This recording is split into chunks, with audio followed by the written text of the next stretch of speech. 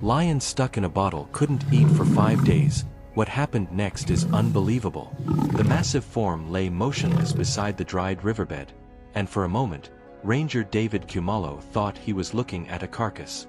Then he noticed the shallow rise and fall of the animal's flanks, the desperate rhythm of labored breathing that spoke of a creature clinging to the edge of survival.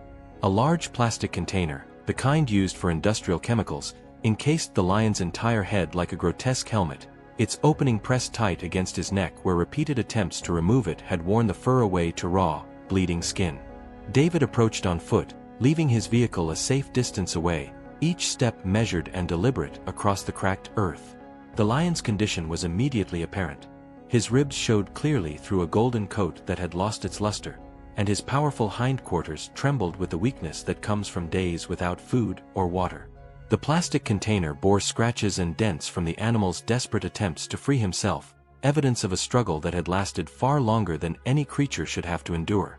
The ranger had seen similar incidents before, the tragic consequence of human waste finding its way into wildlife corridors.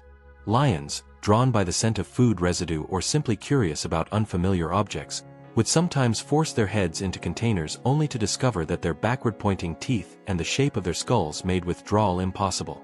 This lion had likely been trapped for days, perhaps a week, based on his severely weakened condition and the extent of the wounds around his neck.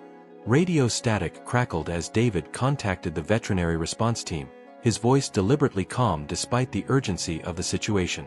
Dr. Sarah Mollel and her colleague would need at least 2 hours to reach this remote location near the Tanzanian border, time that this lion might not have. His breathing had become increasingly shallow, and his attempts to lift his head had grown weaker since David's arrival. The afternoon sun beat down mercilessly on the black plastic, creating an oven-like environment that added heat exhaustion to the list of life-threatening complications. The lion's body language spoke of complete exhaustion. His tail lay still in the dust, and his massive paws had stopped clawing at the container that held him prisoner. Only the steady rise and fall of his sides indicated that life still flickered within this magnificent predator who had been reduced to helpless suffering by human negligence. Flies had begun to gather around the wounds on his neck, adding another layer of misery to his already desperate situation. David settled into position 20 meters away, close enough to monitor the animal's condition but far enough to avoid adding stress through proximity. The lion seemed barely aware of his presence, conserved energy making even awareness a luxury he could ill afford. Occasionally, a soft whimper escaped from within the plastic prison, a sound so heartbreaking that it seemed to carry across the empty landscape like a prayer. "Hold on there, big fellow," David whispered, knowing the words were more for his own comfort than the lion's understanding. The afternoon stretched endlessly as they waited for help to arrive, predator and protector sharing the same patch of unforgiving earth, bound together by circumstance and the fragile thread of hope that still connected this mighty creature to life. Dr. Sarah Mollel arrived as the sun began its descent toward the western horizon, her veterinary kit and portable equipment carried efficiently across the dusty ground by her assistant, Mark. The lion had not moved in the hour since their radio contact, his breathing now so shallow that David had to watch closely to confirm signs of life. Sarah's experienced eye took in the scene immediately, the degree of dehydration evident in the animal's sunken flanks, the infected wounds around his neck where the plastic had chafed for days, and the critical positioning of the container that made any rescue attempt potentially fatal if handled incorrectly. The veterinary team worked with the methodical precision that comes from years of wildlife emergency response. Sarah prepared a mild sedative, calculating the dosage for an animal whose exact weight could only be estimated in his weakened state. The tranquilizer dart found its mark in the lion's hindquarter, and within minutes, his already labored breathing settled into the deeper rhythm of medicated sleep. Even unconscious, his body maintained the tension of an animal that had fought for survival longer than should have been possible. Mark positioned himself at the lion's head while Sarah examined the container more closely.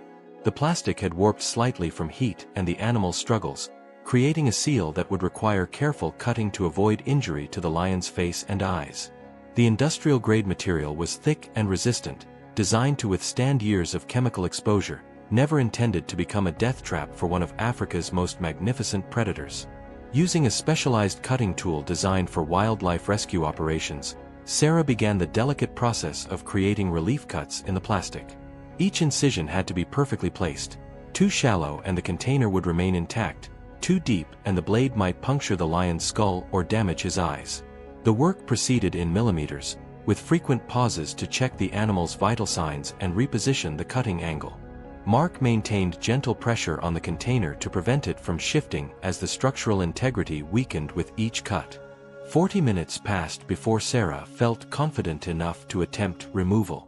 The container had been sectioned into careful strips that could be peeled away like the petals of some industrial flower. As the first piece of plastic lifted free, the lion's mane became visible, matted with sweat and debris, but intact. His ears, pressed flat against his skull for so long, slowly began to resume their natural position as the pressure released. The moment of complete liberation came with surprising gentleness. The final section of container lifted away to reveal a face marked by suffering, but free of the serious injuries they had feared. His nose was raw and swollen from pressing against the plastic, and his eyes showed the cloudiness of severe dehydration, but no permanent damage was immediately apparent. The lion's first unobstructed breath came as a soft sigh that seemed to carry days of trapped desperation. "There you go, old man," Sarah whispered, her gloved hands carefully examining his face and neck for injuries. What happened next defied every expectation based on their experience with traumatized wildlife.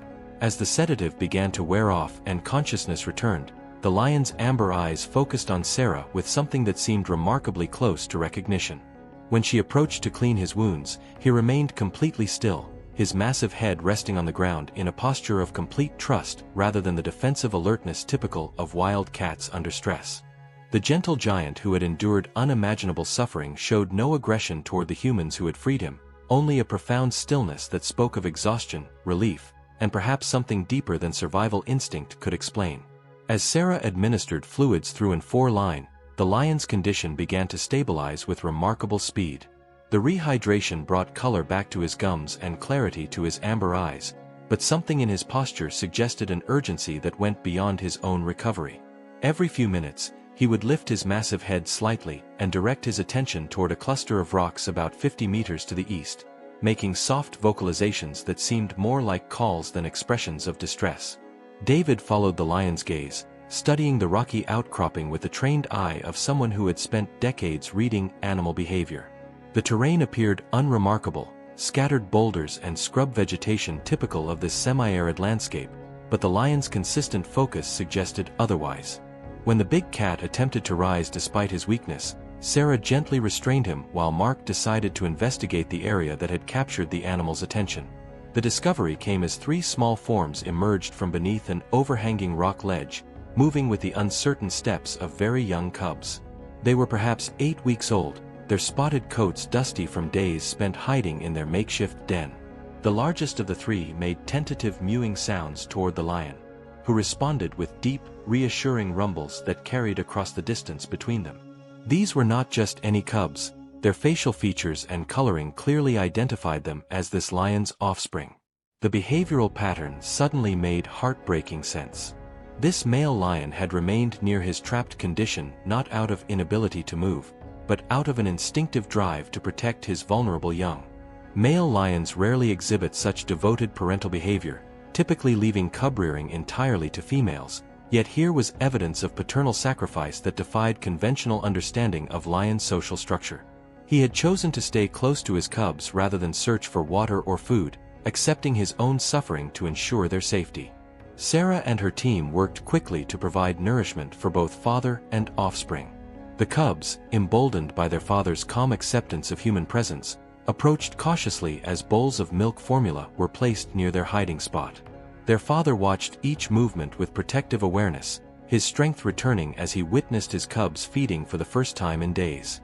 The veterinary team maintained respectful distance, understanding that they were observing something extraordinary, a demonstration of love that transcended species boundaries and challenged scientific assumptions about wild animal behavior. As evening approached and the immediate medical crisis passed, the lion rose slowly to his feet. His movements were still careful, but determined as he approached his cubs with the measured steps of a devoted parent. The 3 small forms clustered around his legs, their purrs barely audible but unmistakably content as they reunited with the father who had sacrificed everything for their survival. "Look at that," David whispered, watching the family group move together toward the shelter of the rocks. The last light of day painted the landscape in shades of gold and amber as the lion led his cubs away from the place of his captivity and toward whatever future awaited them in the wild. Behind them, the discarded plastic container lay forgotten in the dust, a reminder of human carelessness transformed into a testament of parental devotion that would remain with the rescue team forever.